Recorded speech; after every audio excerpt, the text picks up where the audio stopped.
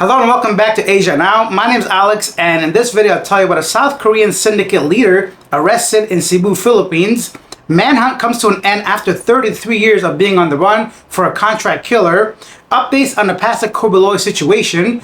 A German teacher escapes attempted rape, and much more. Beginning with the Philippines to USD exchange rate, not much movement for the past few days, 1 USD equivalent to 56.4 pesos still. Let's jump into our main story, but first, if you're new to the channel, take a quick second out of your day, just hit that subscribe button, hit that like button. I'm making my way to 5,000 subscribers. The Bureau of Immigration Philippines says operatives arrested in Cebu another South Korean national wanted by authorities in his country for involvement in telecommunication fraud. Immigration Commissioner Norman Tansinko identified the captured fugitive as 32-year-old Kang Hak, who was arrested in Mactan, Lapu-Lapu by members of the BI's fugitive unit.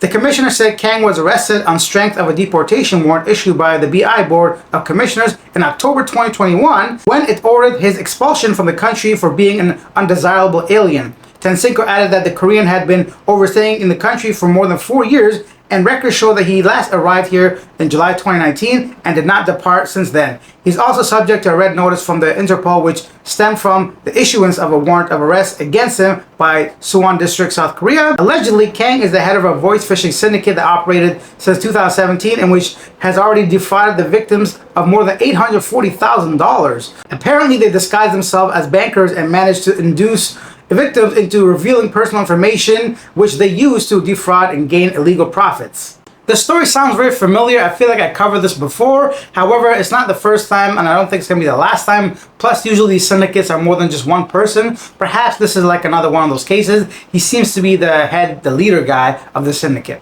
Before I tell you guys what's going on in Davao with Pastor Apollo Quiboloy and his Kingdom of Jesus compound, here's a rundown of exactly what he's actually accused of.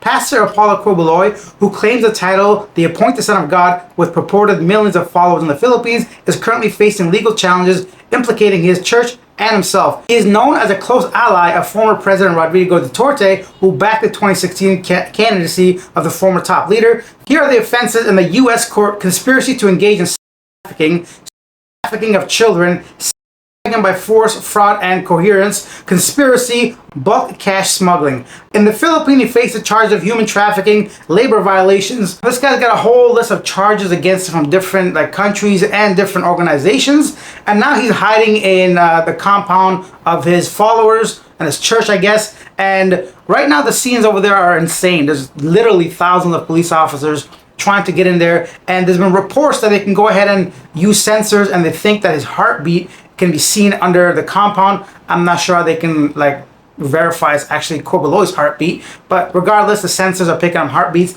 within the compound, and there's too much craziness going on right now. You have the people that are supporting him, who are believers in what he's preaching. You have the people that want to call him to justice. But I don't have any personal say in the matter. I just don't know enough about the charges or the person or anything. Of course, if you want to be held accountable, you have to trust the government, and we have to be naive to believe that all government plays with fairness and everything. Sometimes people have all these charges against you when they simply want to take you down because you have too much power. I'm not saying this is the case. Like I said, I don't know anything about it, but I think it's very reasonable to kind of be hesitant to just go along with whatever somebody says, right? So I suggest, if you really care, do your own research, because what I read and what I'm telling you guys is strictly mainstream media from the Philippines, right? So I don't know who controls the narrative or whatever. That's up to whoever, but I'm just bringing you guys the situation that's going on in Davao right now. If you guys really want to look into it, I suggest going and following more closely a real journalist, not like me, maybe a first-hand source that tells you guys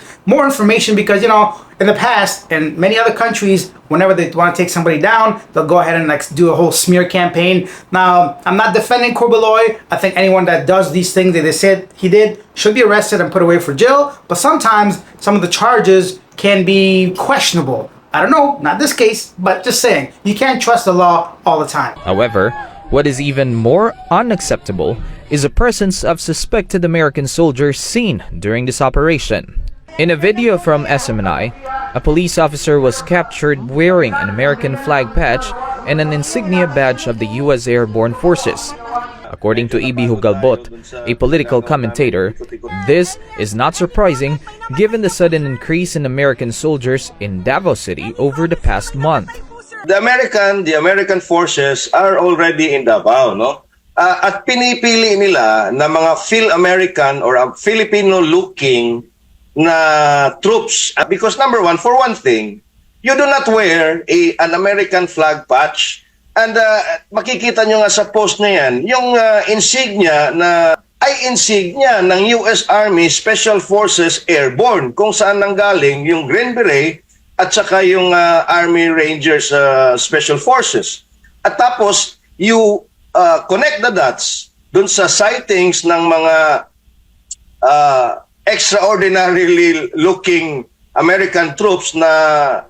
Let's head on over to Thailand. Police arrest a contract killer after 33 years of manhunt. Police in Lopburi province yesterday apprehended a contract killer who escaped a 33-year prison sentence after a failed assassination attempt at a hotel. Chief of police, along with deputy chief, along other officers, successfully arrested the 56-year-old contract killer Paisan yesterday, August 24th. The arrest took place in Chabadan district, Lopburi province. The case traces back to November 20th, 1989, when an assailant used a firearm to shoot Samjai, a hotel manager, and her brother-in-law. Both victims sustained injuries, but the perpetrator managed to escape. Initially, it was suspected that the attack stemmed from a land scale dispute, leading to the hiring of a hitman to take care of Samjai. However, the assassination attempt was unsuccessful, leading to his conviction. Paisan consistently denied the charges, but despite his denials, he was convicted and sentenced to 33 years in prison. Paisan fled before he could be imprisoned. 33 years later, could you imagine just hanging out in your backyard and the police come at you saying, hey, remember that crime you committed like 3 decades ago? Yeah, you're going down for that. Despite its reputation, Thailand actually does not legalize adult work, and now there's been calls to go ahead and make that kind of work legal.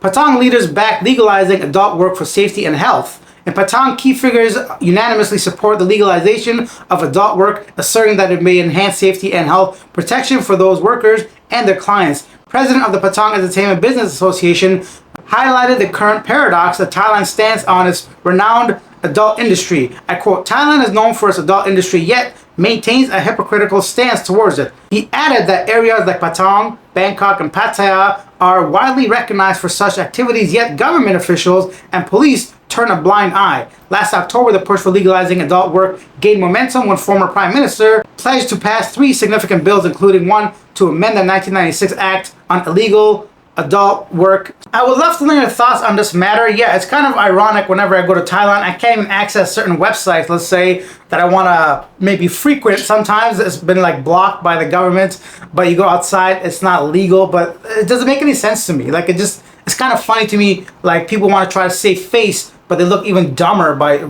like denying what's factually happening. You know, everybody knows it happens, but the government pretends like it's not part of Thailand culture. So the way I see it, either completely ban it, but then again, everything's going to go underground, which is going to cause a lot more problems, or completely legalize it with CCTV cameras, proper unions, whatever, just like any other labor force. I have zero, like, I don't feel either way, but I do recognize that it's pretty hypocritical. A German woman fought back after being attacked by a man who punched her in the face. She escaped and sought help. The police identified the person through security footage and arrested him after he tried to flee on a motorcycle. The man claimed the woman had seduced him, but he became angry when she poked his eyes, leading him to punch her. He denied trying to grape or steal from her, despite her phone being missing. A drug test later revealed that the man accused, had in the system. And now for our segment Yesterday Today, where I take a look at some of the most popular comments. One coming from Uncle Bruce, who says, I don't want to change anything in the Philippines. If I wanted a first world country, I would have moved to one or stayed in the US. Yeah, very good point. A lot of time we forget the reason why we come to the Philippines, Thailand, Vietnam, Malaysia, any other country. The reason why we travel is probably to either explore, find ourselves, look for better opportunities, cost of living, who knows. You left your home country, so it's now time to either adapt to a new customs, culture. It's okay to obviously have your opinion, but I think to expect it or feel entitled, I think that's the wrong mindset. Ted Johnson says, we can change ourselves, not the nations we visit.